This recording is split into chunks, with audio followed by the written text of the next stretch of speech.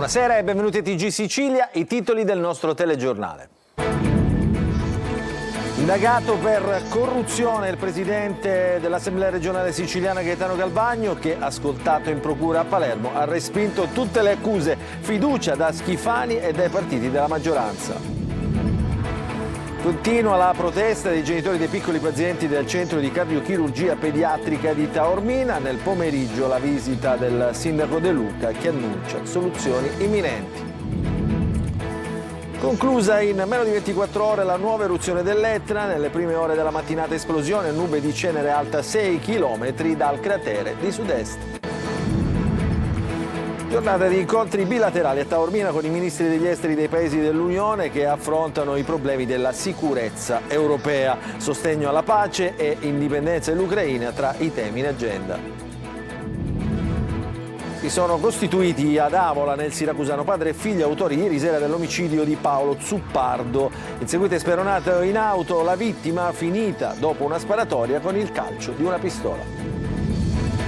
A Messina 4 indagati per la morte di Elisa, la neonata precipitata con la madre che si è lanciata dal balcone di casa. La donna adesso è accusata di omicidio volontario. Calcio, squadre siciliane attive sul mercato, i primi colpi attesi dal Palermo, Catania e Trapani iniziano a scandagliare il terreno per i possibili affari.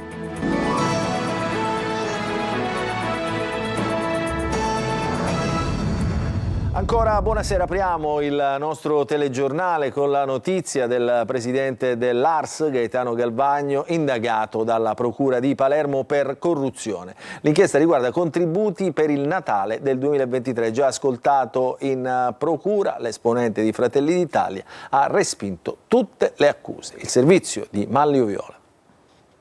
È indagato per corruzione dalla Procura di Palermo il presidente dell'ARS Gaetano Galvagno. Il pool di magistrati che indaga sulla spesa pubblica sta passando al vaglio da 1 anno e mezzo 2 contributi per un totale di 300.000 euro rilasciati in occasione delle feste natalizie del 2023. Secondo l'accusa, le società che hanno ricevuto questi contributi avrebbero contraccambiato dando incarichi professionali a 2 collaboratori del presidente dell'ARS, la sua portavoce e il suo addetto stampa. L'esponente di Fratelli d'Italia è già stato ascoltato dai magistrati, ai quali ha spiegato che i suoi collaboratori lavorano senza esclusiva per lui e dunque non ha alcun controllo sugli incarichi professionali esterni. Galvagno ha poi chiarito in una dichiarazione pubblica di non avere nulla da nascondere e di aver chiesto proprio lui di essere ascoltato. Ma dalla Fondazione Dragotto, una delle 2 destinatarie dei finanziamenti in questione, arriva una secca smentita. Nessun incarico è stato mai conferito ad alcun collaboratore del presidente dell'ARS, dice la vicepresidente Marcella Cannariato. Insomma, sarebbe tutto un grande abbaglio. Pioggia di solidarietà al presidente dell'ARS, pur nel rispetto della magistratura, dal presidente della regione Renato Schifani, dai gruppi di Fratelli d'Italia, Forza Italia, Democrazia Cristiana e Grande Sicilia. Preoccupazione dal presidente della commissione antimafia Antonello Cracolici del PD e dal capogruppo Catanzaro, che teme per l'immagine di tutto il Parlamento. Chiedono celerità ai 5 Stelle per non trascinare nel fango l'intera ARS, mentre attacca l'appena riconfermato segretario regionale del PD Anthony Barbagallo, per il quale in ARS servono metodi più trasparenti per la gestione e l'erogazione delle risorse pubbliche. Adesso ci spostiamo a Taormina, nel Messinese, al presidio dei genitori dei piccoli pazienti del centro di cardiochirurgia pediatrica. Nel pomeriggio è arrivato il sindaco di Taormina Gaetano De Luca, che ha ribadito loro come la soluzione ci sia, ma la comunicherà solo nei prossimi giorni il presidente Schifani. Il servizio di Francesco Triolo. Io sono venuto qua per dirvi una cosa: ho seguito direttamente le dinamiche e vi posso dire con certezza che chi oggi ha determinato la soluzione è giusto che la comunichi lui. Questo vi posso dire. Tutto qui. No. Se mi aggiungete con altrettanta onestà il presidio ha risolto la questione, vi dico no, perché comunque già queste dinamiche sono da mesi che si sono incardinate e vanno avanti. Quella di Gaetano De Luca al presidio dei genitori del CCPM di Taormina fuori all'ospedale era stata un'assenza che aveva fatto rumore. Scateno, il sindaco delle proteste dei diritti pretesi, paladino del territorio, che non si era palesato in 5 giorni accanto a chi combatte per i propri figli. Così, eccolo dopo gli impegni istituzionali legati alla conferenza dell'Unione Europea a Taormina, eccolo dopo la diretta live della notte in cui annunciava una soluzione che però resta un mistero, l'unica indicazione che non sarà un'ulteriore proroga. Spero che non sia un'altra proroga.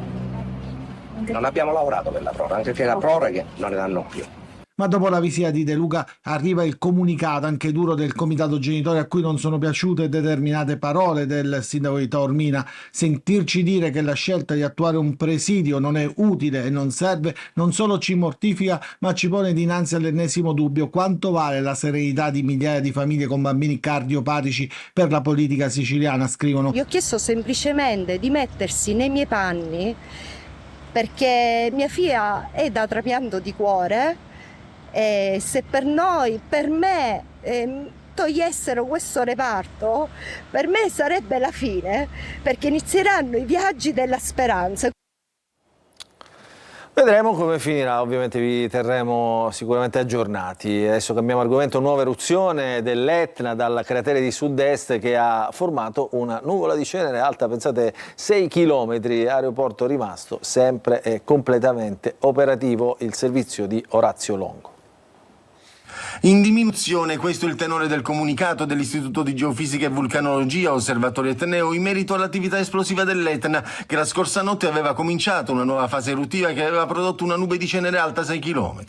Una nuova fase che ha contato uno stato esplosivo intenso dal cratere di sud-est, con la nube che si è dispersa principalmente in direzione nord, mentre dal trabocco lavico che si è formato si è alimentata una modesta colata in direzione della Valle del Leone.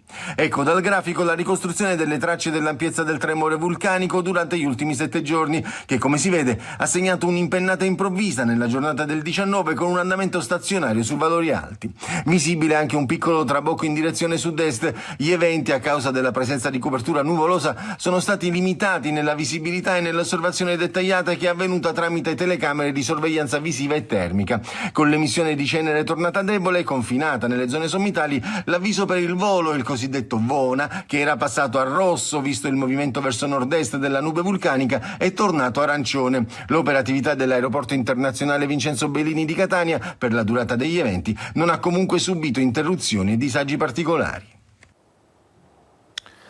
Ritorniamo a Taormina perché sono cominciati gli incontri tra i ministri degli esteri dei Paesi membri dell'Unione Europea. Sicurezza in primo piano, sostegno alla pace e all'indipendenza dell'Ucraina, i messaggi prioritari che arrivano dalla mattinata. Il servizio di Francesco Triolo. La nuova Europa si costruisce in Sicilia. Se 70 anni fa a Messina furono poste le basi per la comunità europea, adesso si lavora sul futuro dell'Unione Europea. Passaggi delicati che necessitano di approfondimenti continui alla luce anche dell'attuale scenario internazionale. Le riunioni di questa mattina a Taormina tra i rappresentanti degli Stati membri, dei Paesi candidati e potenziali candidati e la commissaria dell'Unione per l'allargamento Marta Kos hanno avuto 3 parole chiave: integrazione, competitività e sicurezza. Proprio sulla sicurezza ha parlato il ministro degli esteri Antonio Tajani con riferimento al tema del processo di allargamento. Noi stiamo avendo momenti particolarmente difficili, credo che ci sia sempre più bisogno di Europa e non meno bisogno di Europa. Prima dei lavori Tajani ha incontrato privatamente la commissaria Kos discutendo delle prospettive dell'allargamento ai Balcani occidentali, dall'Albania alla Serbia al Montenegro, sino all'Ucraina. Soprattutto il tema della sicurezza e qualche cosa di più della difesa. Definito come priorità fondamentale in risposta agli sviluppi dello scenario internazionale il rafforzamento della difesa e della sicurezza europea in complementarità con la NATO. Ribadito anche il sostegno all'indipendenza, sovranità e integrità territoriale dell'Ucraina, l'impegno per una pace globale giusta e duratura. Garantire la sicurezza dell'Ucraina fino a troppo tardi diventa una priorità per tutti quanti noi, perché la sicurezza garantisce la convivenza civile. I trattati internazionali non assegnavano all'Italia nessun obbligo nei confronti della nave Open Arms. Sono state pubblicate le motivazioni della soluzione del ministro Matteo Salvini per il ritardato sbarco del 2019. Il servizio. L'allora ministro degli interni Matteo Salvini non commise alcun reato con il ritardato sbarco dei migranti dalla nave Open Arms perché dai trattati internazionali in quella vicenda non discendeva nessun obbligo all'Italia nel fornire un porto sicuro. È quanto scrivono i magistrati di Palermo nelle motivazioni dell'assoluzione all'attuale vicepremier pubblicate oggi a distanza di quasi 6 mesi dall'assoluzione stessa, pronunciata a dicembre dello scorso anno. Il leader della Lega, nonostante i 6 anni chiesti dalla procura palermitana, era stato assolto perché il fatto non sussiste. La Open Arms è un'imbarcazione straniera che aveva operato un intervento in acque SAR non italiane, dunque non ne deriva alcun obbligo in capo all'Italia di fornire il porto sicuro. Questa convinzione dei magistrati che hanno assolto Salvini taglia via tutti gli altri argomenti processuali. Esime il collegio, scrivono i giudici, dall'affrontare analiticamente diverse tematiche prospettate e animatamente dibattute dalle parti, quali la circostanza che la nave Open Arms avesse potuto fungere da POS, ovvero il fatto che il primo intervento non avesse in realtà riguardato un'imbarcazione in difficoltà, o ancora il fatto che i tempi trascorsi fossero legittimati dall'esigenza di provvedere prima alla distribuzione dei migranti fra gli Stati europei. Di fatto il Tribunale di Palermo evita di porre precedenti sui temi più spinosi e a sfondo palesemente rilevante sul fronte delle politiche migratorie posti da questa vicenda. Nel 2024 il PIL italiano è cresciuto dello 0,7% in linea con il dato del 2023, ma al di sotto della media dell'Unione che ha registrato il più 1% per la prima volta dal 2021.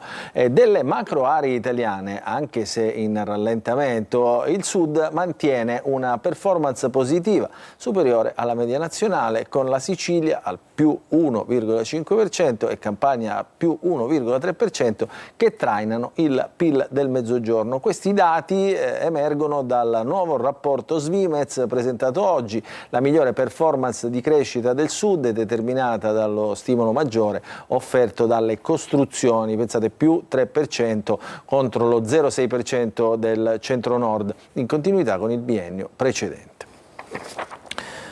Adesso la cronaca: omicidio di un 48enne ieri sera ad Avola, nel Siracusano. Era alla guida della sua auto quando è stato inseguito da due uomini che lo hanno speronato e costretto a fermarsi. I due, padre e figlio, si sono costituiti poco dopo. La vittima, con diversi precedenti, aveva minacciato di morte in passato il giornalista Paolo Borrometi. Servizio di Francesco Aloi. Un omicidio legato a litigi che andavano avanti già da mesi. Sarebbe questo il movente che ha spinto due uomini, padre e figlio, di 57 e 26 anni, reo confessi, ad uccidere Paolo Zuppardo. Tutto è accaduto nella tarda serata qui ad Avola, nel Siracusano. Il 48enne era alla guida del suo SUV quando avrebbe incrociato i due, che di lì a poco lo avrebbero ucciso. L'inseguimento è finito qui, in questa strada, molto frequentata anche dai giovani. Prima una folle corsa, con lo speronamento e l'esplosione di alcuni colpi di arma da fuoco.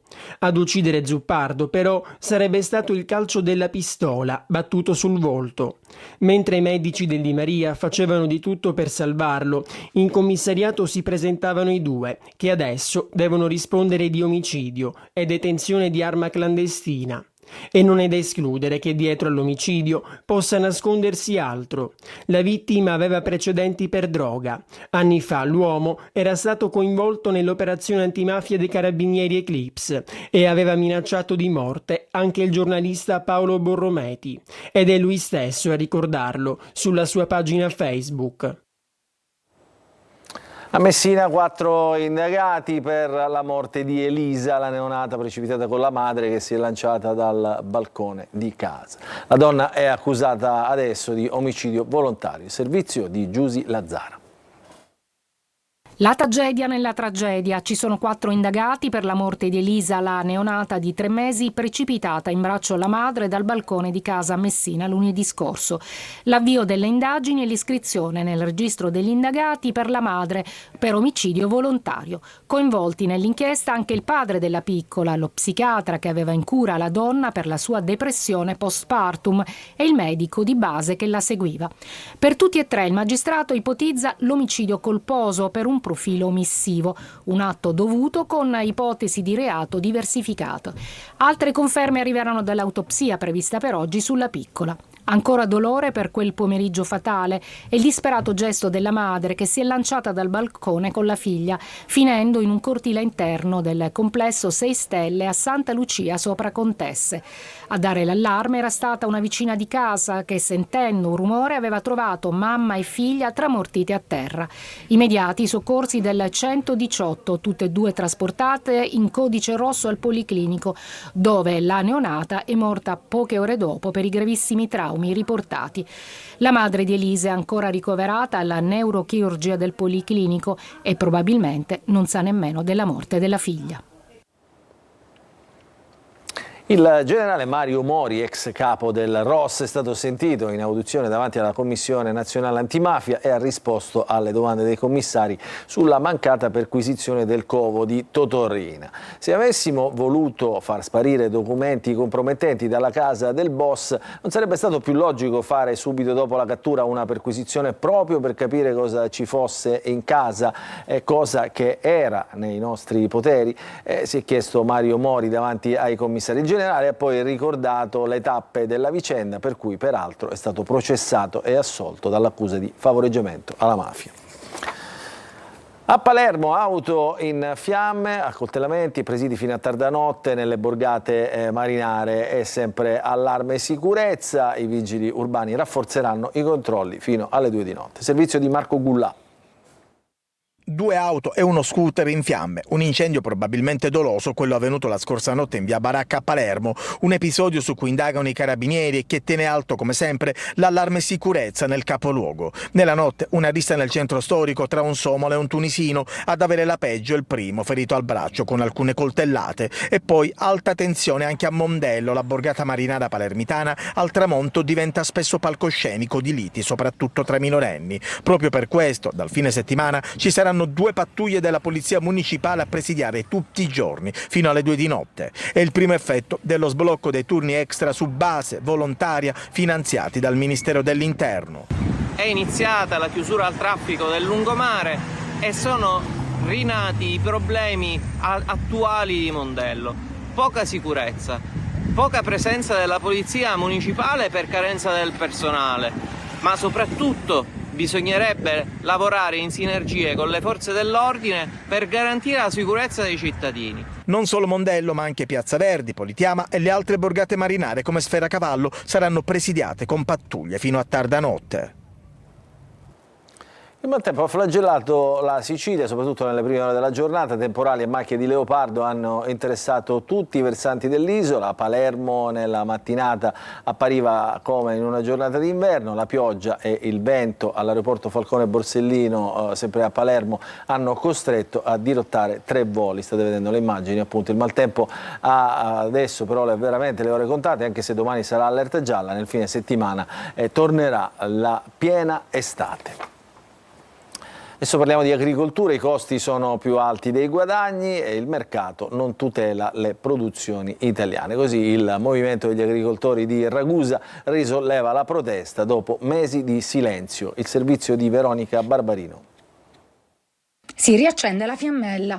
Dopo diverse mobilitazioni sui propri trattori lungo le vie delle città siciliane nei mesi scorsi, nulla è cambiato nel settore primario e il movimento degli agricoltori di Ragusa risolleva la protesta.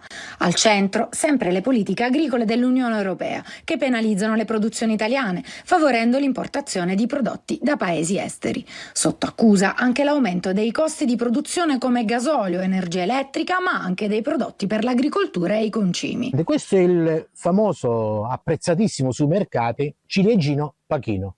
Questo è un prodotto che a noi oggi andarlo a produrre costa sull'euro 1,10 €, 1,20 € al chilogrammo. Oggi è un prodotto che questo quota sul mercato tra le 60 e le 70 centesimi al chilogrammo e ci scontriamo al mercato con merce proveniente dall'estero che non ha questi costi. I prezzi di vendita dei prodotti agricoli nei mercati quindi non bastano a coprire i costi di produzione nonostante l'eccellenza del prodotto. Però purtroppo nessuna risposta è arrivata. C'è una fase di scoraggiamento nelle persone, ma noi siamo convinti che dobbiamo ancora necessariamente andare avanti. È in programma una nuova rivolta del comparto, organizzata dal movimento, sperando di scuotere qualche coscienza e salvare il settore agricolo. Ancora uno spunto dalla Sicilia, anche nella seconda prova degli esami di maturità gli studenti dei licei artistici hanno dovuto cimentarsi con un progetto visivo traendo spunto dalla canzone più amata di Franco Battiato, La cura, il servizio di Desirée Ferlito. Ti proteggerò dalle paure delle ipocondrie. Anche la cura di Franco Battiato all'esame di maturità. Continua l'influenza della Sicilia anche per la seconda prova scritta. A trovarla gli studenti dei licei artistici d'Italia, che dovranno cimentarsi con un tema di grande valore simbolico. Ai maturandi è richiesto di sviluppare un progetto visivo e concettuale che interpreti il tema assegnato, unendo linguaggio artistico e capacità critica, punto di partenza il celebre brano. Tutti sui banchi alle ore 8:30, la seconda prova prevede tematiche differenti caratterizzanti i singoli percorsi di studio. Cicerone, uscito al classico, fa doppietta e riesce nell'incredibile impresa di entrare anche nel compito di matematica per il liceo scientifico. Uno degli 8 quesiti che completa la traccia, il numero 7, parte proprio da una sua citazione. Una delle tracce proposte al liceo linguistico chiede di sviluppare un elaborato sul tema del fast fashion e del suo impatto sulla salute pubblica e l'ambiente. Gli studenti con indirizzo informatico e telecomunicazioni si sono invece cimentati con lo sviluppo di una piattaforma web per contrastare le fake news. Adesso ci fermiamo, una piccola pausa, poi lo sport.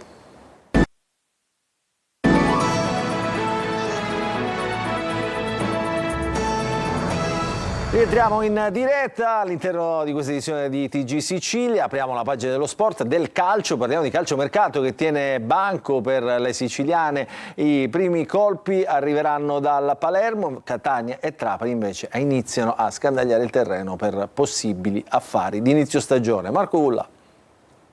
Palermo scatenato sul mercato, club rosanero che inizia con la marcia ingranata la sessione estiva e così dopo l'ufficialità di Pippo Inzaghi il DS Carlo Osti è molto vicino alla chiusura dell'operazione che porterà in Sicilia Antonio Palumbo, centrocampista classe 96 attualmente in forza al Modena. Si tratta di un profilo esperto per la categoria, capace di unire qualità tecniche e dinamismo e reduce da un'ottima stagione con i gialloblu emiliani. Nell'ambito di questa operazione potrebbe prendere corpo uno scambio con Dario Saric. E poi il portiere. Nei prossimi giorni sarà ufficializzato Carlo Saudero che tornerà quindi dal Como, un'operazione praticamente chiusa. Catania, le parole del presidente Rosario Pelligra sono significative e arrivano in un momento di rilancio del club etneo. Il grazie ai tifosi per la fiducia e una rassicurazione sul progetto che andrà avanti. Sarà un mercato difficile con una ventina di esuberi da piazzare, ma al contempo il Catania dovrà lavorare anche al rafforzamento della rosa. Piace Ronaldo del Vicenza, ma al momento appare un affare difficile e poi interesse anche per l'attaccante della Ternana Ferrante, ma c'è un'asta aperta con altri club. Il Trapani, che nella prossima stagione avrà il fardello degli 8 punti di penalizzazione, continua a muoversi con decisione sul mercato alla ricerca di rinforzi per il riparto difensivo e secondo le ultime indiscrezioni avrebbe individuato in Marco Caldore un profilo di grande interesse. Il difensore centrale classe 94 è attualmente una delle certezze del Giuliano, con cui ha disputato una stagione solida e continua. Un'altra piccola pausa e ritorniamo tra un istante.